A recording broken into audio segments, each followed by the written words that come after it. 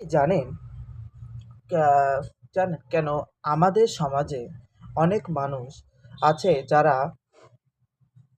অনেক পড়াশোনা করেও সারাটা জীবন টাকার অভাবে ভোগেন?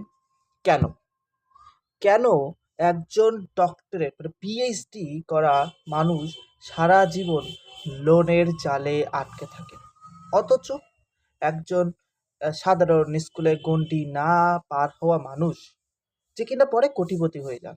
আর আজকের এই ভিডিওটা আপনার সারা জীবনের উপার্জনের ধারণা বদলে দিতে পারে, ঠিক আছে? তো অবশ্যই দেখুন। আজ আমরা কথা বলবো রবার্ট কিওসাকির সেই বিখ্যাত বই রিচ ড্যাড পুয়ার ড্যাড নিয়ে, যা গত 25 বছর ধরে মানুষের চিন্তা জগৎকে নাড়িয়ে দিচ্ছে। Rich dad poor dad. তো আমরা আগে এটা সম্পর্কে একটু বলে নিই কি জিনিসটা। বন্ধুরা, রবার্ট কিওসাকি এই বইটি শ্রেষ্ঠ একটি বই নয়, এটা একটি বই নয়, এটা একটি ফিনান্সিয়াল রিনিউভেশন বা আর্থিক বিপ্লবের শুরু, ঠিক আছে? যেটা কিনা 1997 সালে প্রকাশিত। এই বইটি আজ সারা বিশ্বে প্রায় 4 কোটিরও বেশি মানুষ পড়ছে। হ্যাঁ হ্যাঁ, 4 কোটিরও বেশি মানুষ এই বইটা পড়ছে, ভাবতে পারছেন? এটি মূলত একটা সেলফ হেল্প এবং ফাইন্যান্সিয়াল লিটারেসি ঘরনার বই, ঠিক আছে? এটাতে আমরা সাধারণত সেলফ হেল্প বুক, আর এটাতে আমরা একটু ফাইন্যান্সিয়াল জিনিসটা জানতে পারি। এই বইটি জনপ্রিয়তার প্রধান কারণ হলো এটি আমাদের শেখায় যে আমরা স্কুল বা কলেজে যা শিখি তা আমাদের ভালো কর্মচারী হতে সাহায্য করে। হ্যাঁ, হ্যাঁ, এটাই সত্যি। আমরা যা কলেজে যা শিখি সেগুলোর মাধ্যমে আমরা ভালো একজন কর্মচারী হতে পারবো, ঠিকই। কিন্তু আমরা ধনী হতে পারবো না বা সম্পদ করতে পারবো না। এগুলো আমাদের ওখানে শেখায় না। ঠিক আছে? তো আমরা একটু ছোট করে সামারিটা তোমাদের বলছি। যেটা শুরু হচ্ছে দুটো বাবার দর্শন দিয়ে এই গল্পটা শুরু হচ্ছে। শুরু হচ্ছে 1956 সালে হাওয়াই দ্বীপে। কোথায়? হাওয়াই দ্বীপে। হাওয়াই দ্বীপে 1956 সালে এটা শুরু হচ্ছে। 9 বছরে ছোট্ট রবার্ট, আমাদের রবার্ট লেখক, তিনি মাত্র 9 বছর বয়স। তার জীবনে 2 জন বাবার প্রভাব ছিল। তার জীবনে 2 জন বাবার প্রভাব রয়েছে। একজন তার নিজের জন্মদাতা বাবা, যাকে তিনি পুয়ার ড্যাড বা গরিব বাবা বলছেন। ভাবো, তিনি ছিলেন অনেক বেশি শিক্ষিত, যার অনেকগুলো ইউনিভার্সিটি ডিগ্রিও ছিল, কিন্তু অদ্ভুত ব্যাপার হলো এত যোগ্যতা থাকা সত্ত্বেও তিনি সবসময় আর্থিক টানাপোড়েনের অভাবে চলতেন। তার মতে টাকার মোহ হলো সব অনর্থের মূল।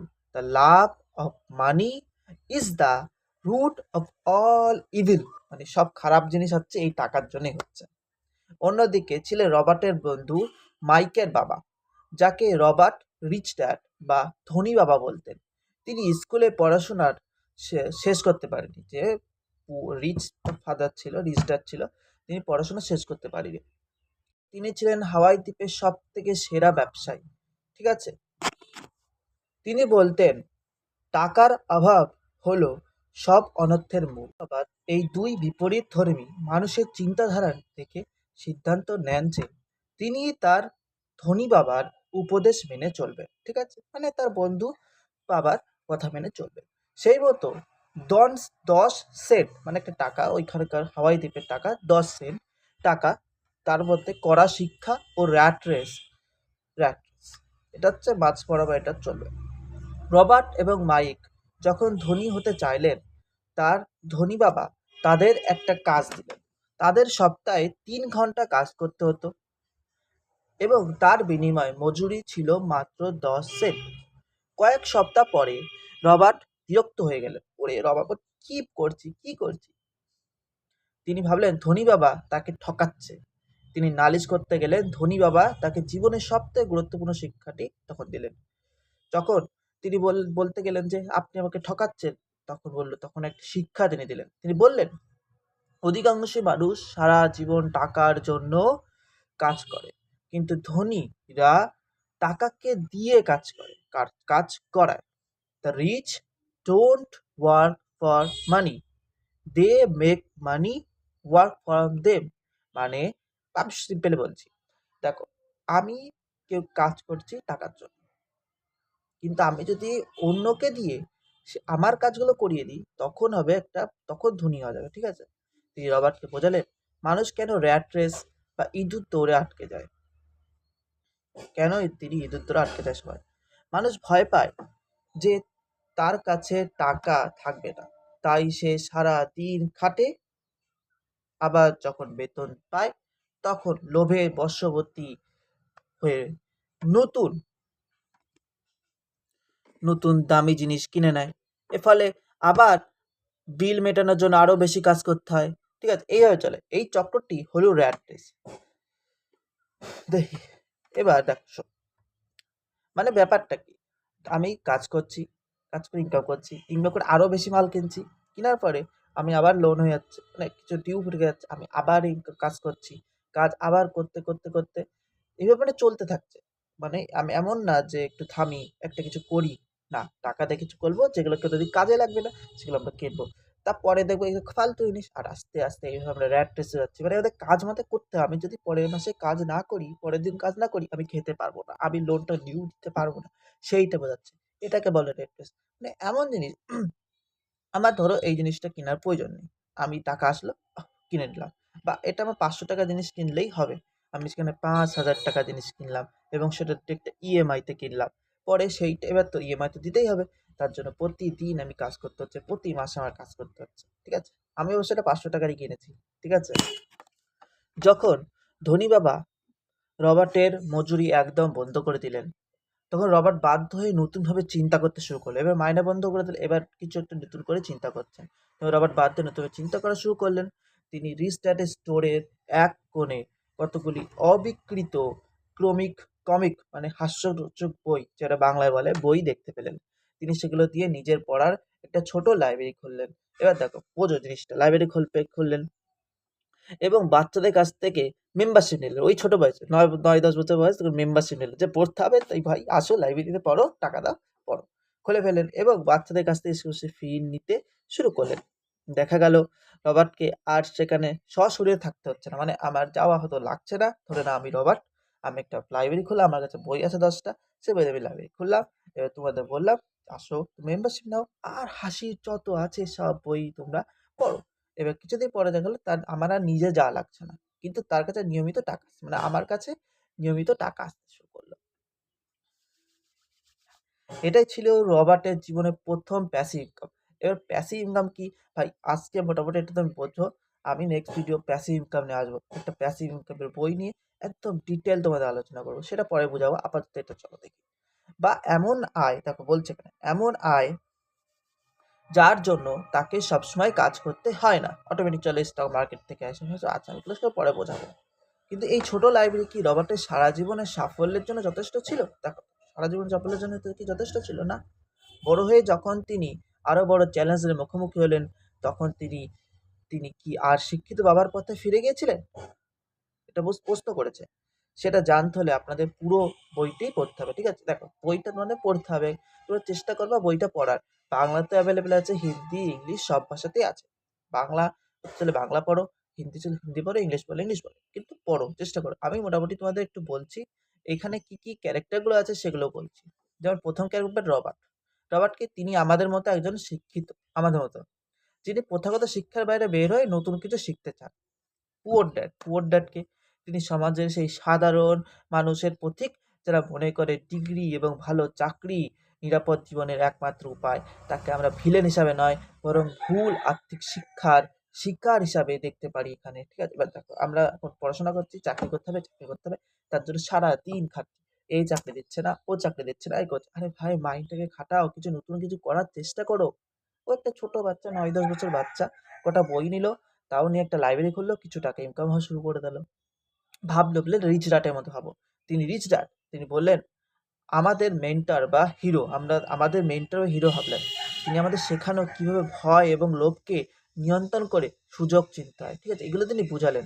তিনি একটা 5টা সূত্রও দিলেন, যেগুলো আমাদের অবশ্যই দরকার। এই বই থেকে আমরা 5টি মূল শিক্ষা পাই।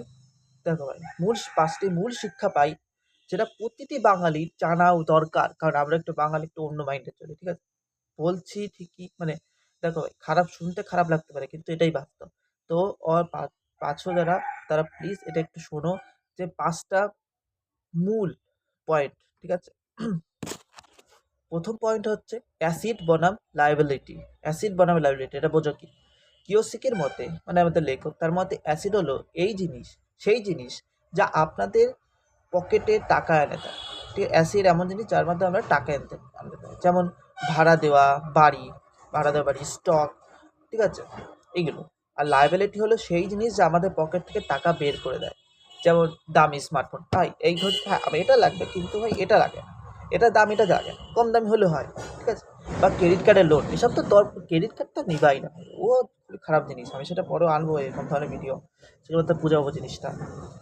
মজার ভাবলো, মজার ব্যাপার হলো আপনার নিজের বসবাসের বাড়িটি আসলে একটা লায়াবিলিটি, কারণ একটি রক্ষণাবেক্ষণের জন্য আমাদের পকেট থেকে টাকা উল্টে যায়। আমি যে বাড়িটা থাকি সেই বাড়িটা আসলে লায়াবিলিটি কেন? কারণ মেনটেন করতে হয়, মেনটেন করার জন্য তো ভাই কেউ টাকা দেয় না, টাকা কি দেয়? কেউ কেউ দেয় না। তার বদলে যদি আমি একটু ভাড়া দিই, ভাড়াতে কিছু টাকা আসে, তখন কাজ করলে সেটাকে আমরা অ্যাসিড বলে মানবো, কিন্তু এখন আমরা থাকছি এখানে কোনো লায়াবিলিটি না, তাহলে এটা অবাস্তব। দেখো, একটু এটা তো করতেই হবে, তাই না? থাকতে তো হবেই আমাদের।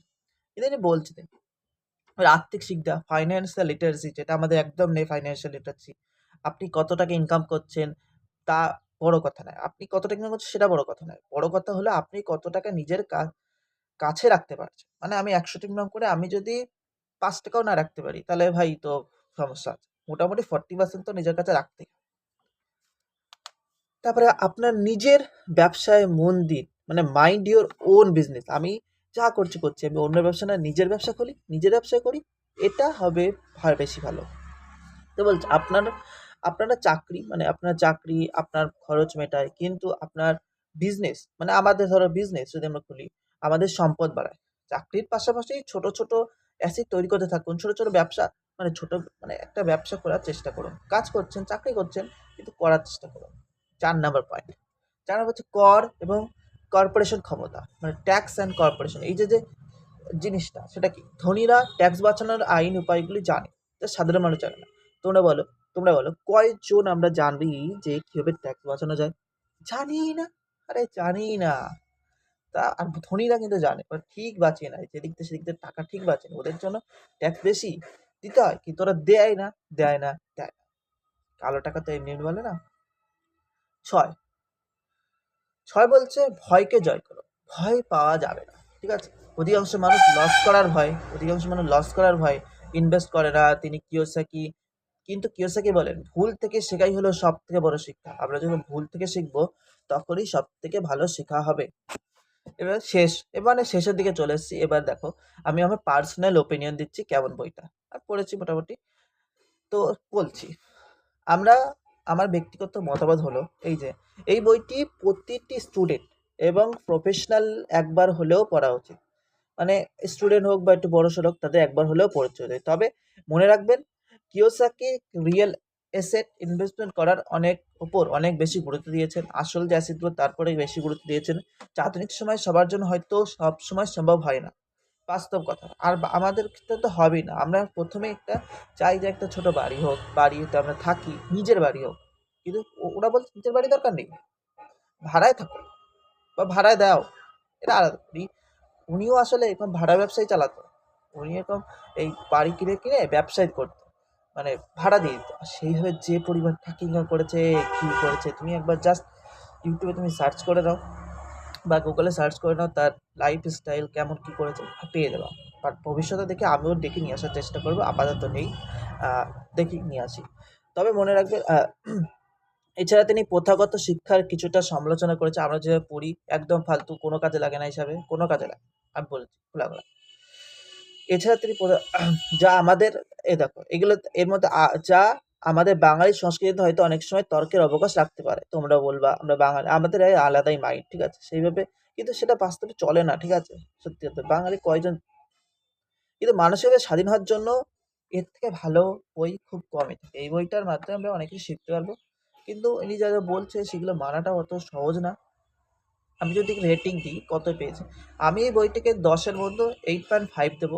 এর কারণ হলো এর সহজ বাংলা, মানে ভাষা, সহজ ভাষা এবং এর দৃষ্টিভঙ্গি পরিবর্তন করার ক্ষমতা।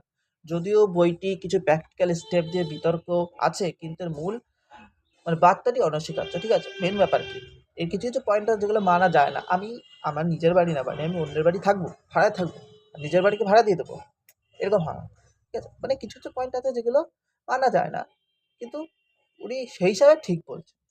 তো ভিডিও শেষে আপনাদের কাছে আমার একটি প্রশ্ন আছে। আপনি বর্তমানে আপনার উপার্জনের টাকা দিয়ে কি কোনো অ্যাসেট তৈরি করেছেন? মানে আপনি আপনার টাকা দিয়ে কিছু অ্যাসেট তৈরি করেছেন, নাকি কোনো লায়াবিলিটি কিনেছেন? কমেন্ট করুন, আমাদের অবশ্যই জানান। ভিডিওটি ভালো লাগলে লাইক করুন এবং আপনার সেই বন্ধুর সাথে শেয়ার করুন যাকে আপনি র্যাট রেস থেকে বের করতে চান।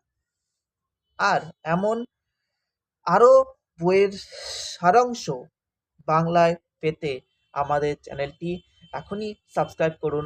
দেখা হবে পরের ভিডিওতে। ধন্যবাদ। আরও বলতে চাই, দেখুন, আমার একটু দেখে দেখে বলতে হচ্ছে, মাফ করবেন, কিন্তু আমি নতুন, কিছু করার নেই। কিন্তু এই যে সামারি যেটা বললাম, ভালো কি খারাপ লাগলো একবার বলুন। আমি যেভাবে আপনাদের বুঝিয়েছি, চেষ্টা করেছি আমি আপনাদের বেস্ট দেওয়ার। কেমন লাগলো আপনারা আমাকে অবশ্যই কমেন্টস বলবেন এবং সাবস্ক্রাইব করে নিই। তৃতীয় ভিডিও, এটা আমার দ্বিতীয় ভিডিও আছে। তৃতীয় ভিডিওতে আরও ভালো করে শেখাবো এবং প্যাসিভ ইনকামটাকেও বোঝানোর চেষ্টা করব যে কীভাবে কীভাবে হচ্ছে। ঠিক আছে? Thank you. Subscribe please. ধন্যবাদ।